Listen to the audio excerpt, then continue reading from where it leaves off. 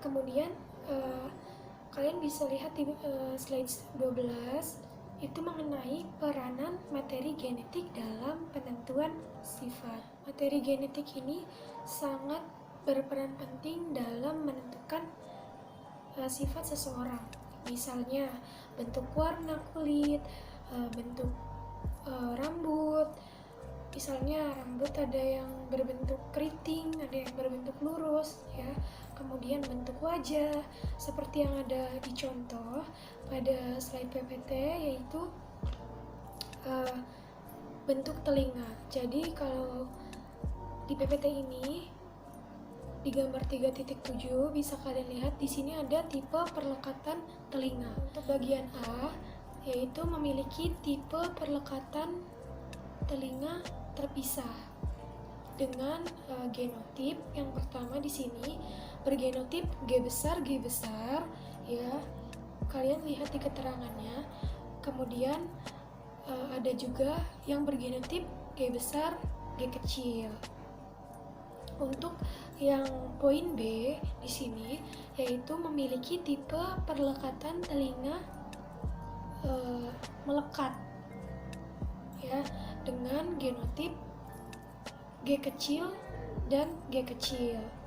Materi genetik memiliki istilah penting yang nantinya akan masuk ke dalam pembahasan persilangan terkait dengan hukum Mendel monohibrid ataupun dihibrid. Yang pertama yaitu sifat dominan. Nah, apa sih sifat dominan itu? Jadi sifat dominan itu adalah sifat yang mampu menutupi karakter sifat yang lain atau sifat yang menang. Bisa juga disebut sifat yang tampak ya. Yang kedua yaitu sifat resesif. Apa itu sifat resesif? Sifat resesif adalah sifat yang tidak muncul atau sifat yang tertutupi oleh karakter lain. Dapat disebut dengan sifat yang kalah.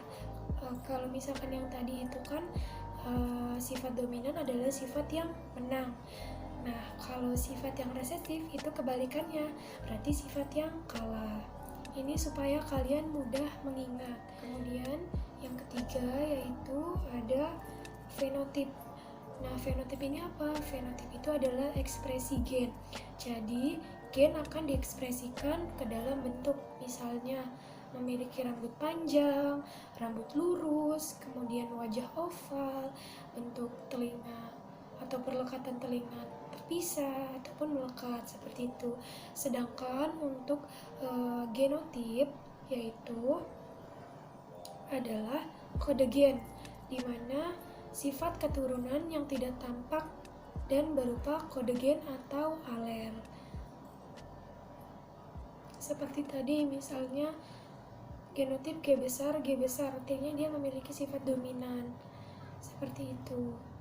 Jadi sekali lagi yang menentukan sifat dari makhluk hidup itu yaitu didasarkan pada materi genetik yang diturunkan dari induk pada keturunannya. Nah, seperti tadi misalnya jika orang tua memiliki, misalnya ayah dan ibu memiliki tipe perlekatan telinga terpisah, maka keturunannya akan dominan memiliki bentuk telinga atau tipe telinga terpisah. Sebagai contoh, misalnya kalian bisa lihat di slide ke-14 di sini. Nah, di situ peran gen dalam menentukan jenis kelamin. Nah, penentuan jenis kelamin ini terkait dengan kromosom ya. Jadi, pada manusia memiliki jumlah kromosom 46 kromosom di setiap sel. Jadi, setiap satu sel itu memiliki 46 kromosom, baik bagi laki-laki ataupun perempuan. Nah, 46 kromosom ini bisa disederhanakan. Jika dia seorang laki-laki, maka bisa menjadi 44A plus XY. 44A ini merupakan kromosom autosom. Jadi 44A, A-nya ini adalah autosom atau kromosom tubuh, dan bisa juga disederhanakan lagi menjadi 22AA plus XY. Kalian bisa lihat di sini di gambar, karena di PPT gambarnya kurang jelas, kalian jadi bisa lihat di materi ajar karena di situ juga ada gambarnya. Nah, yang dimaksud AA di sini itu apa, Bu? Kan tadi ada 22 AA. Pasti kalian bertanya-tanya AA-nya itu. Jadi 22 AA itu dapat disebut dengan kromosom tubuh. Nah, untuk yang kromosom ke-23 atau dapat tertuliskan dengan huruf XY, tadi itu kan 22AA plus XY.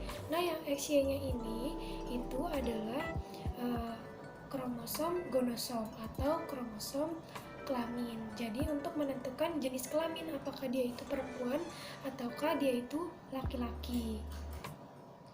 Jadi biasanya untuk jenis kelamin laki-laki, ciri khasnya ditandai dengan huruf XY, ya, atau kromosom kelamin laki-laki. Begitupun untuk kromosom pada perempuan. Nah,